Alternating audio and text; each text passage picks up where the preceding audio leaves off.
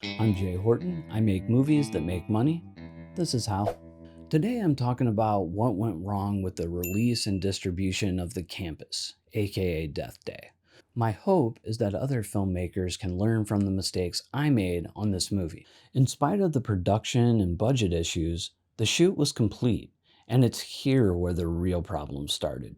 I'm going to let you in on a little secret. Well, it's not exactly a secret, but it's not a popular sentiment either amongst filmmakers. Most independent films fail financially. Like with a lot of movies, The Campus Deathday fell victim to a complicated production compounded by the fact that the intended release strategy was about to be outdated. It had been over a year since my last narrative release, and the 2018 marketplace wasn't going to be as kind to this kind of movie as it had been in the past. Even as late as 2015 to early 2017, there was still a fairly robust DVD market for independent films, and Amazon Prime had opened its doors to independent filmmakers in a pretty major way, and was still paying a pretty good rate, making self-distribution seem very viable for a movie at this level. Post was completed around October of 2017, just in time for AFM. Our final budget was resting really close to $60,000. There was interest from several distributors. Several offers were made. Unfortunately, no MGs.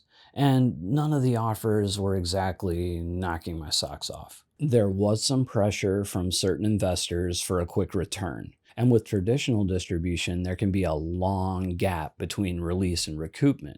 Also, it was around this time that one of my older library titles that I had up on Amazon Prime had earned around $20,000 for the year, and it was a 6-year-old title. With those things in mind, I decided to give self-distribution a try.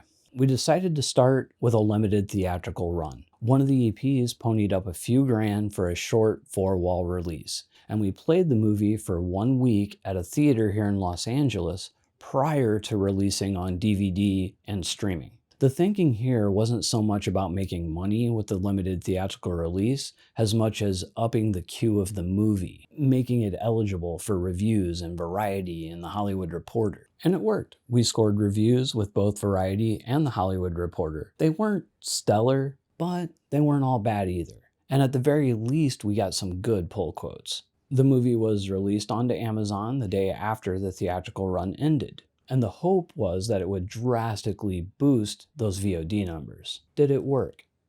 Well, in our case, not exactly. In the first month, it earned a few $100s, and over the next 2 months, didn't do much better. I was flabbergasted. It was a solid movie, but it was getting no traction. And while I might not have been as good with promotion then as I am now, I think the promotion was pretty solid. With the numbers falling every day, in desperation, we turned back to the distributors. The animation company I was running was heading to Cannes that year, so my side project there was reshopping The Campus to distributors.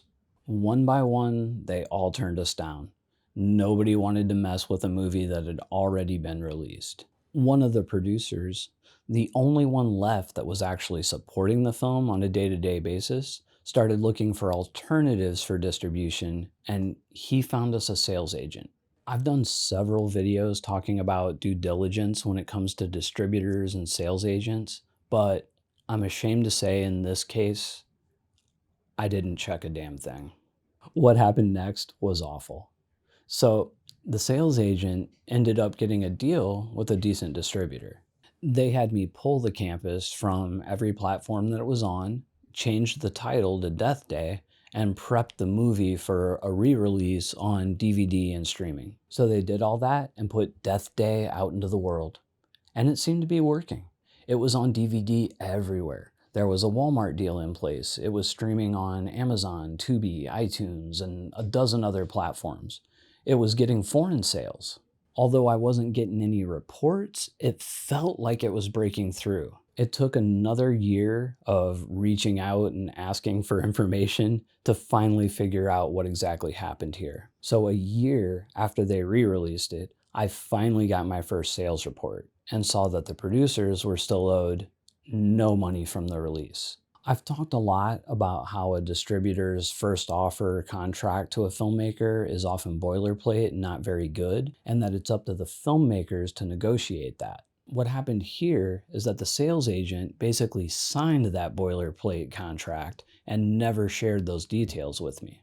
I had no clue that there was such a high marketing cap in place, or that the license term was over 5 years. I knew none of this, and it was these things that kept the movie in the red. If I had the distribution process to do over again, what would I do differently? With a movie at this level, I probably would have went straight to distribution. I would have went with indie rights or somebody like that.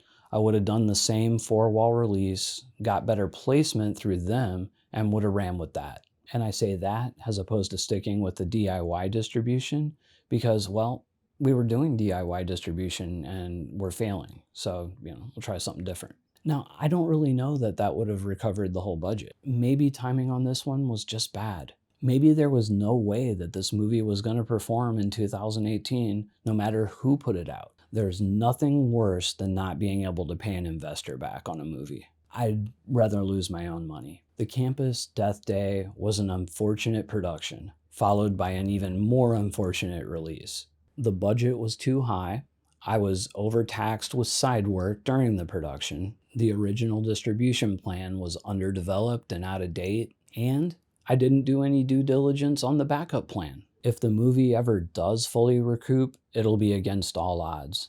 Looking back, it almost feels like I was consciously working against the movie. I made so many bad decisions. Now, I could point to several outside factors that shaped and/or influenced my decisions, but at the end of the day, the only person to blame for the financial failure of this movie is me.